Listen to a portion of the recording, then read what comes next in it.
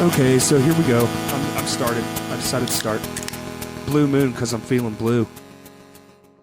I have a bottle of water.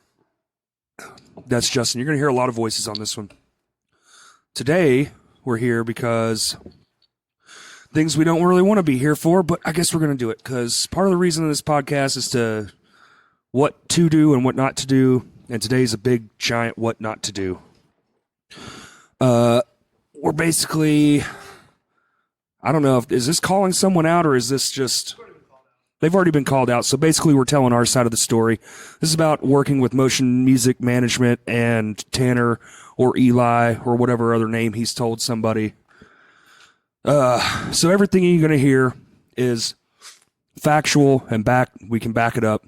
If you have any questions, comment or call or whatever. The people involved are fully aware, spent all day on the phone trying to get all the facts straight with all the stories you're going to hear.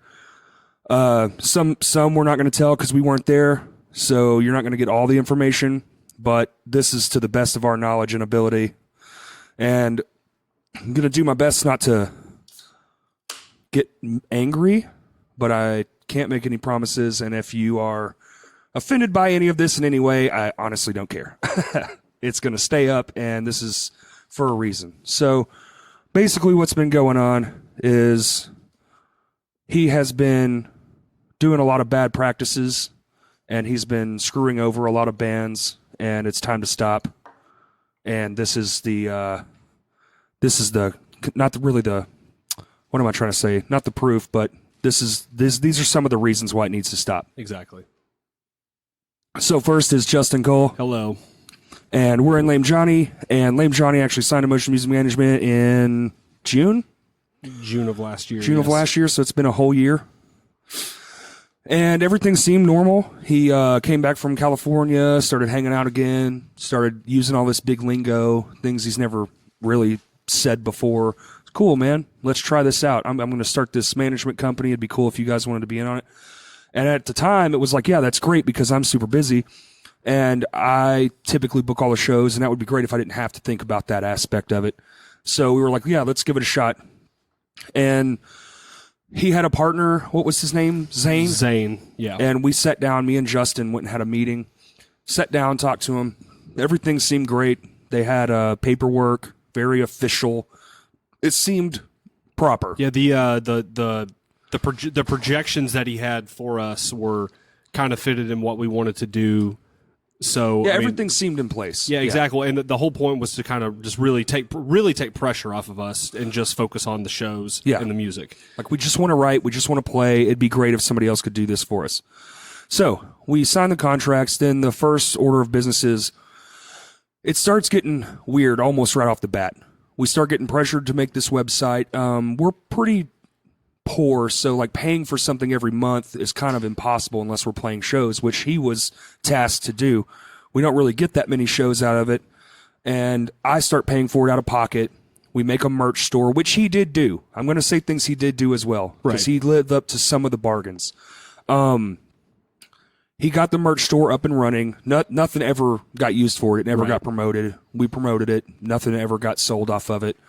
And if it did, we wouldn't have known because he had control of it. So I honestly don't know that for sure. But as far as to my knowledge, nothing was ever bought. Yeah, we have no numbers on our end. No. Yeah. So you're going to talk up a little. Talk up a little bit? Yeah. Okay. Okay. So then he talks about a tour. Okay, let's put this tour. We're working on an album. We recorded it with our buddy DJ. That was kind of already in the works, so he was just trying to help us work on finishing it, I guess, would be the case. And we start going like, hey, all right, we need to tour. Let's tour, and we'll do it for the album. And then something happened. DJ's computer crapped out, and then the tour ended up just being a tour. And when we were setting all this up in August, I do believe. August or early September. Or early the latest. September.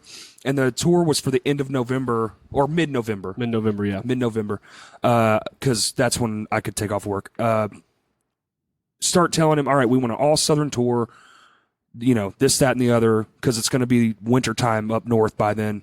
Let's book it all down south. And then he keep asking him, no, not booked. Like, where do you guys want to play? That's your job. We said the South. just fucking pick a spot and that's where we'll go. Right. It's not up to us. You tell us where we're playing and book a band and whatever. Like that's typically how management works. So But so we got to that point, and then like his first and second projected tour dates, we were all three were like, yeah, this is perfect. This is exactly this. what works. was Memphis and Knoxville? Yeah. Perfect. We're going straight across for the first hit.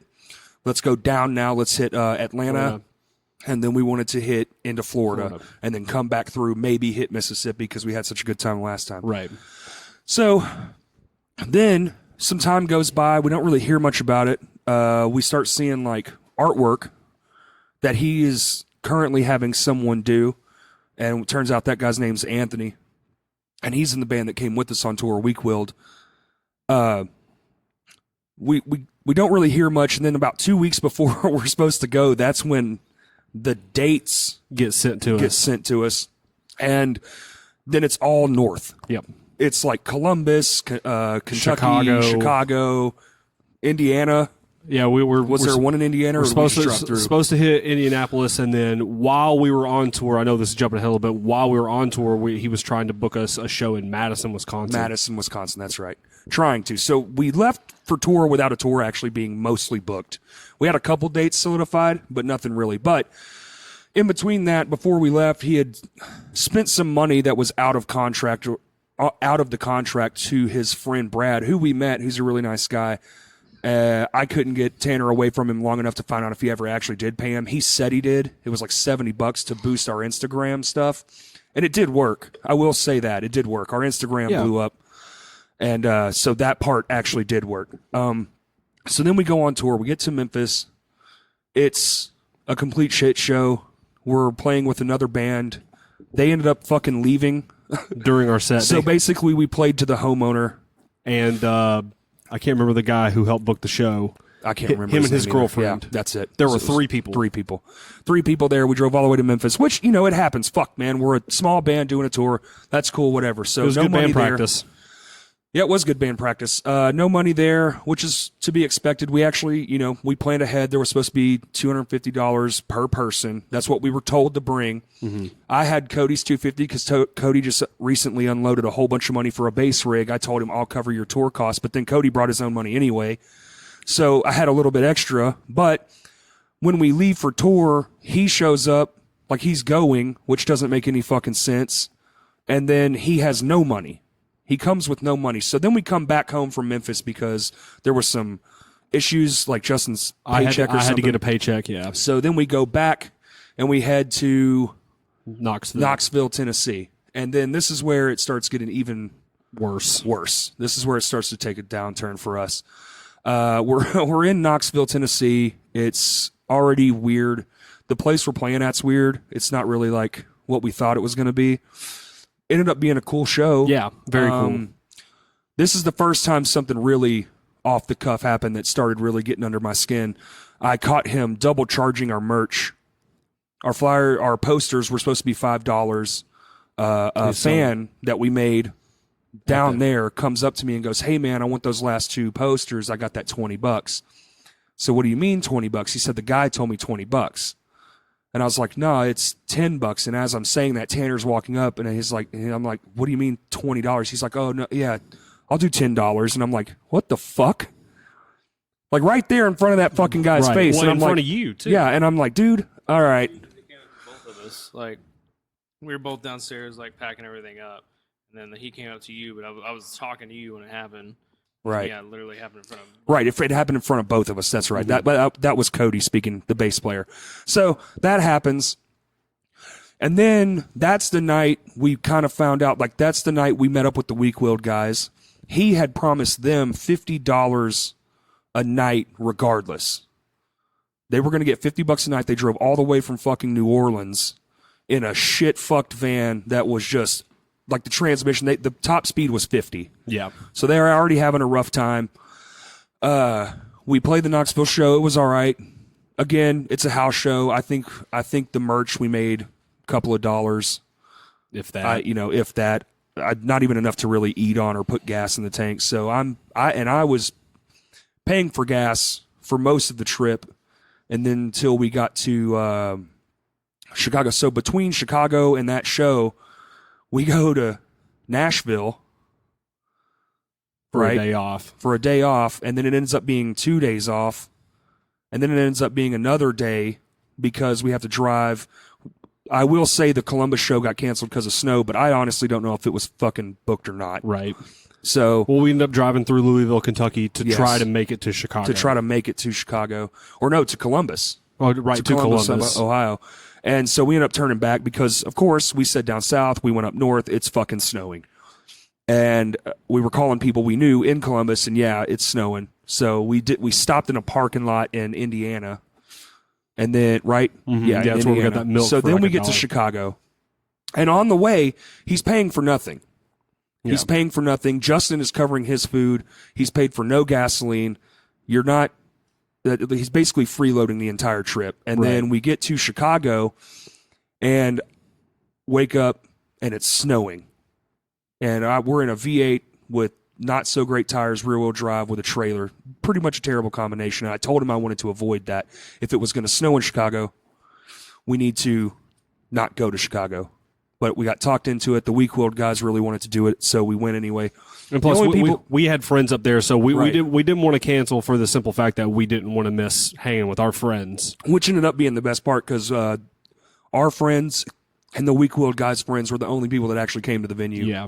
The, Yeah. And Cody's uncle. Cody's uncle, who was fucking awesome and let us stay in his house. Shouts out to Mike. But also, we had but when we woke up, I was talking to him, and Cody and him were in the bathroom. I'm going to be 100% candid this whole conversation. I'm telling you everything that happened. He comes up to me and wants to make some joke about something. I can't really remember the joke, but I asked him if he was an idiot and if he had ever heard of what lake effect snow is. Basically, the Great Lakes are so fucking big, they make their own weather, and it can snow feet in minutes. And he was just like, haha, laughing about it, and it sent me off. I fucking started screaming at him, and I told him then, because it had been, day 5? That was day 5. Yeah, if you don't pay... we were sick as fuck, If you don't pay me for the show and you don't pay for gas, I'm going to throw you through the fucking wall. That's what I'm going to do. Yep.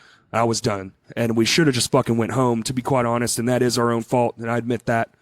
We made a choice to keep going, and we shouldn't have. But we go to Chicago. We make $27 for the whole show. He paid the Weak Wheel guy $0 of those dollars and gave me a $20 and acted like it was his for gasoline and kept $7 of it for himself, which the cut was supposed to be 15%. So if you're good at math, he kept more than his 15% on the one show we've been paid for so far. And even those posters, you got 5, he got 5. I was just like, nothing. So Right. anyway. Which I thought was weird because he handed me a 5 out of nowhere, and I was like, "What's this for?" Yeah. He's just like, "Oh, that's your cut." That's your cut, yeah.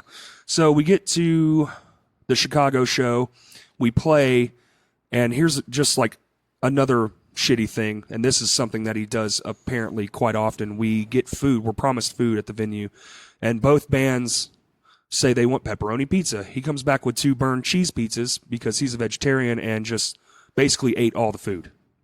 He ate our entire pizza. I had none of it. And then the weak-willed guys, I'm pretty sure, were pretty pissed off about that too.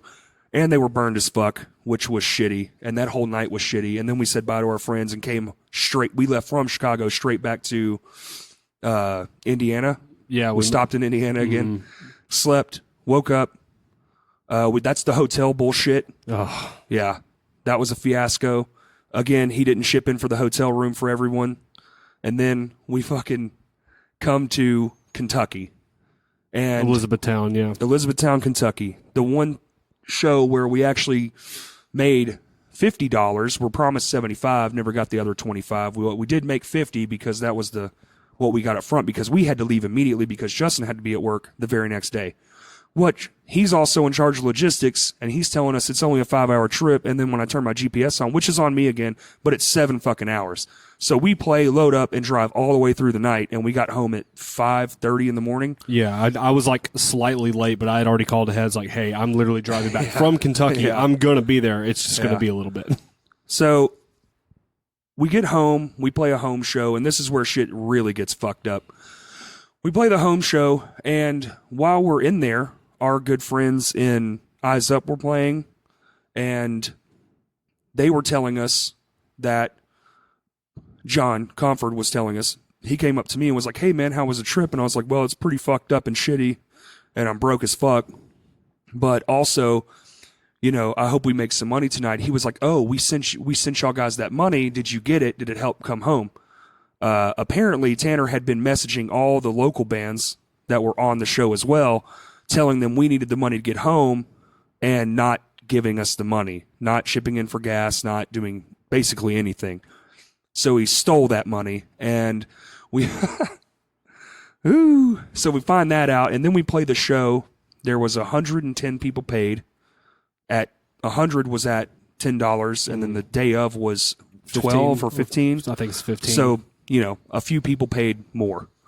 And then at the end of the night, we get $150, and he tells us, "Oh, the rest is, I'll get to you," and we leave. And then come to find out, he took everyone's pre-sale money that sent it to him, didn't pay any of the bands. Cody, come here. This is Cody Lee from Eyes Up. Yeah. So it's to my knowledge that he didn't pay you guys. There was some sort of like stipulation in the contract that y'all had.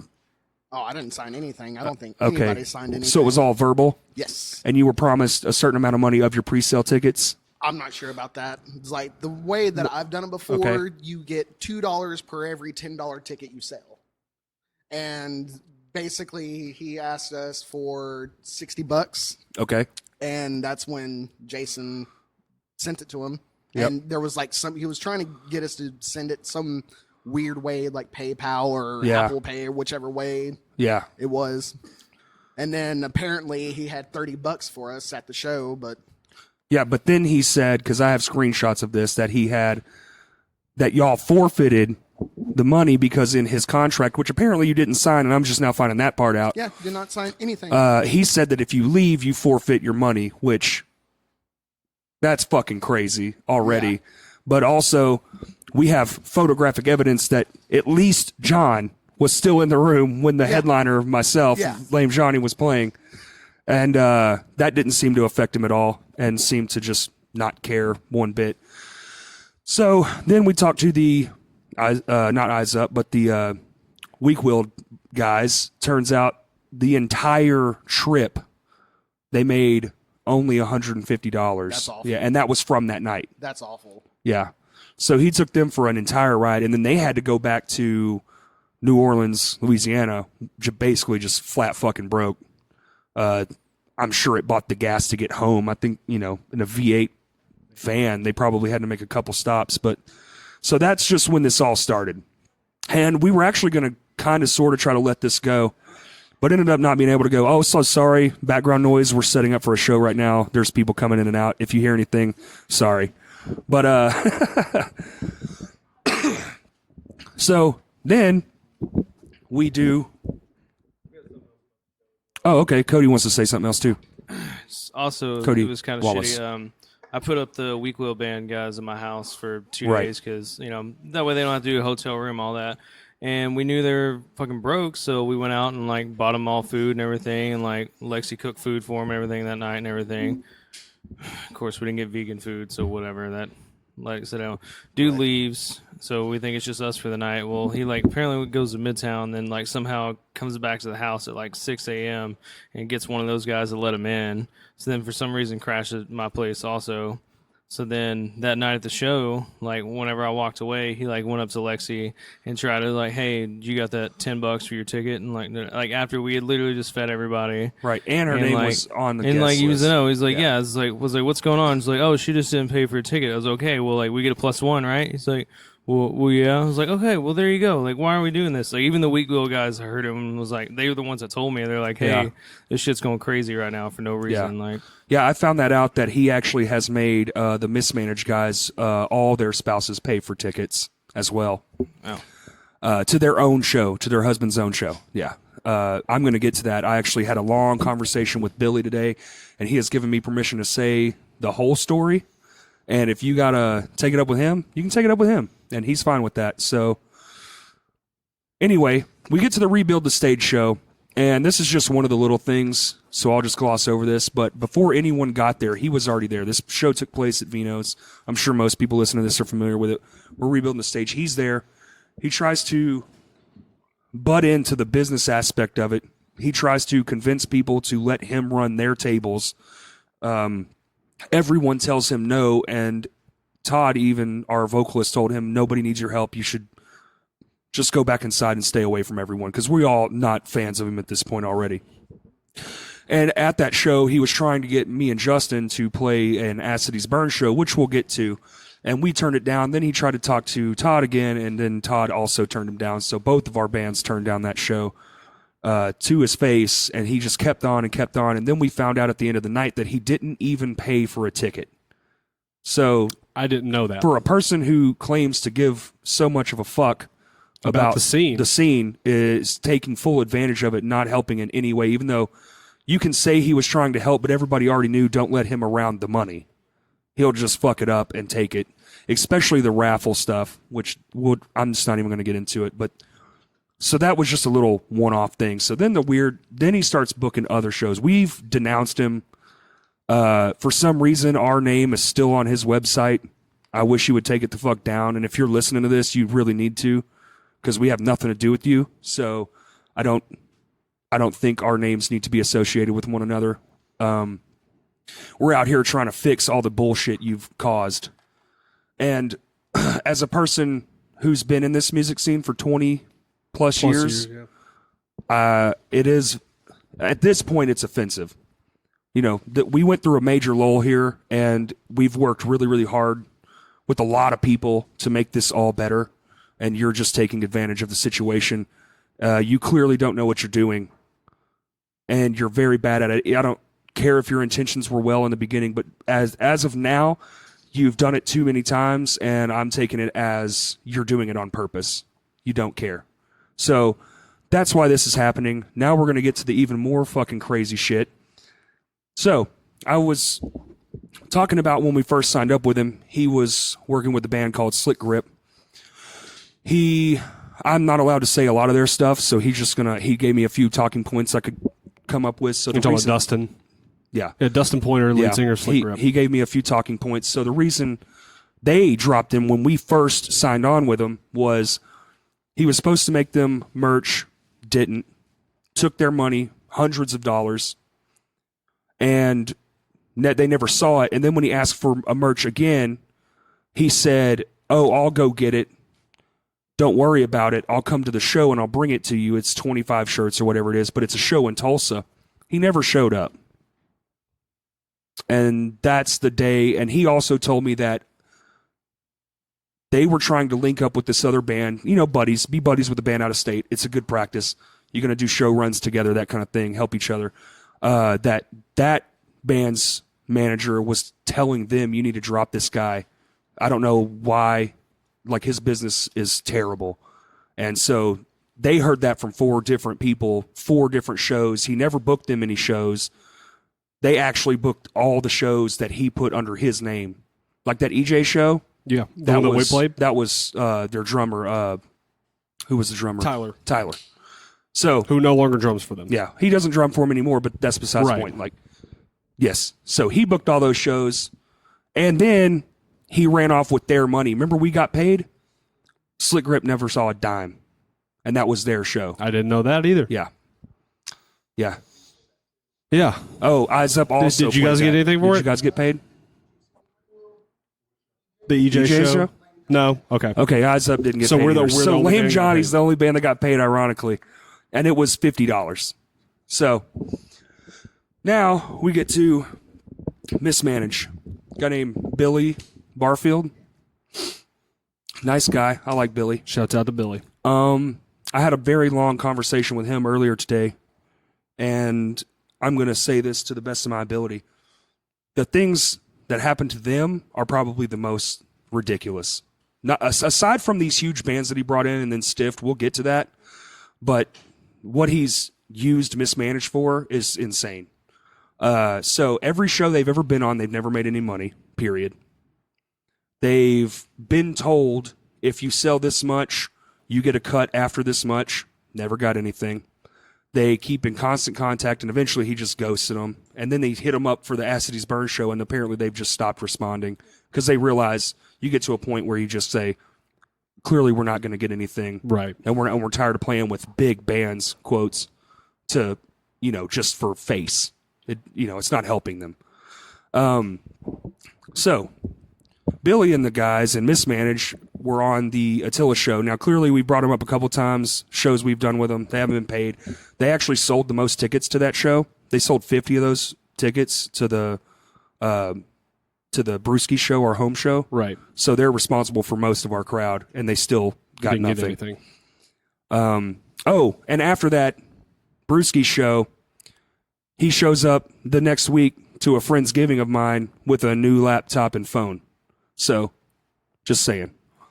Oh, and he doesn't have a job besides booking, and that was our thing. So I'm pretty sure I know where our money went.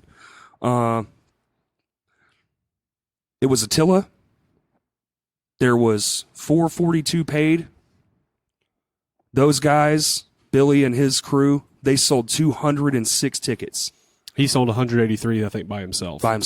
But the whole band sold 206 tickets. Which the cap was 200 to get a cut, correct? No, the cap was 100 to get a cut. Oh, I didn't know that either. Yeah. I'm learning all kinds of new things. So they oversold a whole 100.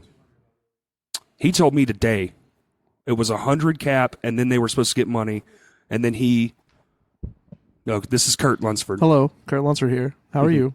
I just talked to him 2 hours ago.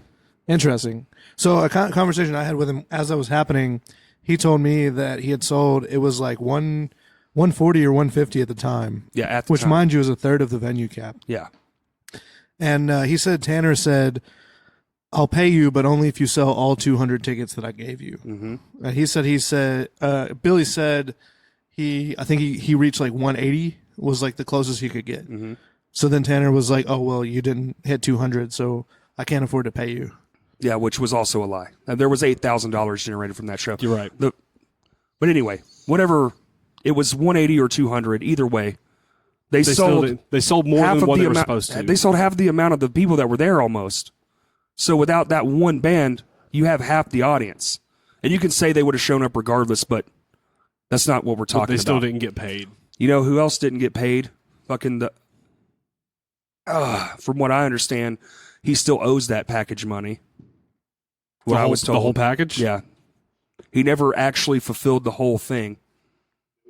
Yeah, and that's where... Would you like to speak on that because you worked... Well, I mean, if you want to condense it down... This is all about the Rev Room. So he cons a bunch of people, mainly Chris, into letting him book at the Rev Room. Well, and there's been a handful of shows, so we can actually take it back. Mismanaged has been completely done the most wrong. They're not working with them anymore. Most locals aren't, and we're going to get to that point.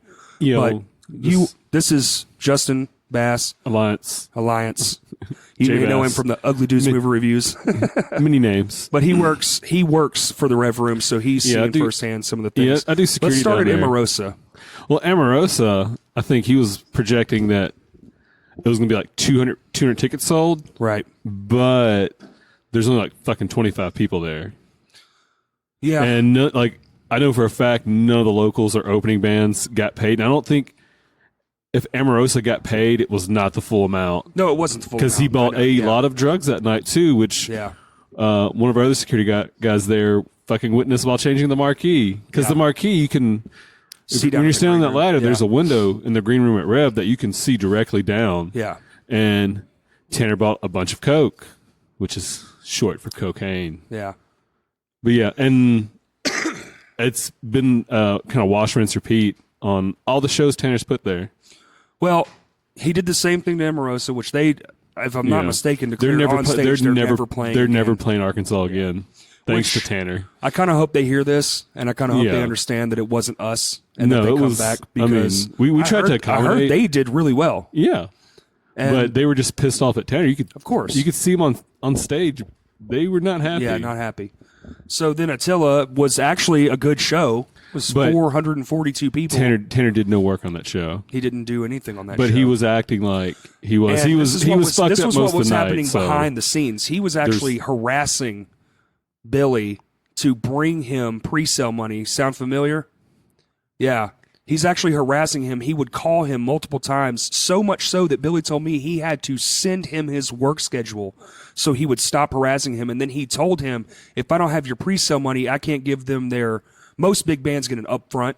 They get like probably half up front or a quarter up front just to get there. And he was like, no, because at this point they've been burned by him so much that they're just like, no, we'll pay you the day of. And when they handed him the money, this is another thing that happens, and another story from a band that's actually playing tonight.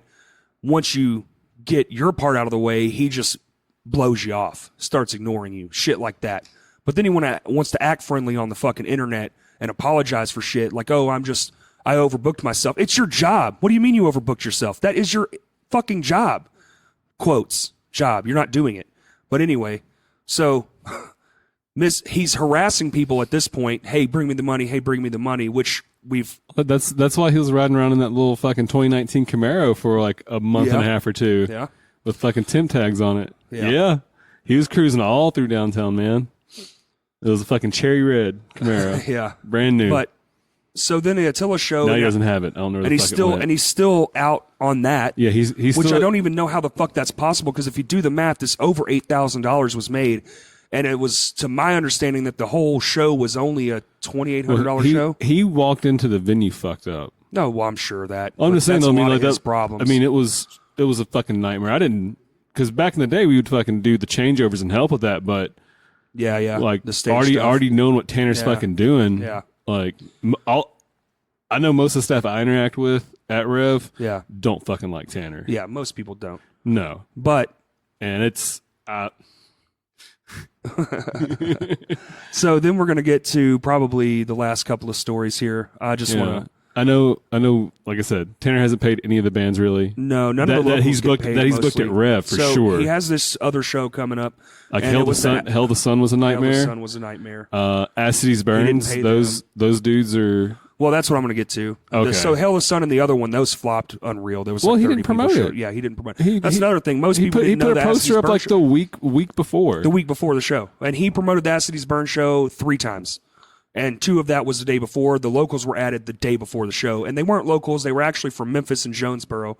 And I talked to Craig Shumway of Honore, and they had the exact same experience with him. They booked 2 shows, one here with Acides Burn and one in Memphis, their home, and got paid nothing. They made no money.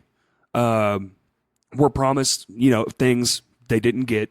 And I called him before that show, and I was like, look, man, just take it at face value. You get to play with Acides Burn. It's cool enough, I guess. But that was also the lowest attendance for an Acides Burn show they've ever had here. Yeah, well, I think we had like right at 250. Yes. And that's including guest list and bands. Yeah. Actually, paid was 180. Yeah. Yeah.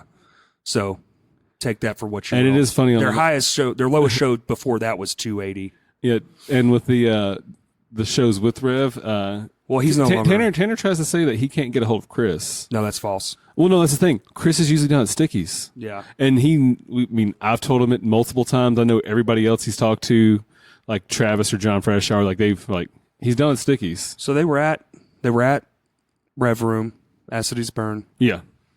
They were all very frustrated. Yup. They posted on one of Kurt's statuses, actually.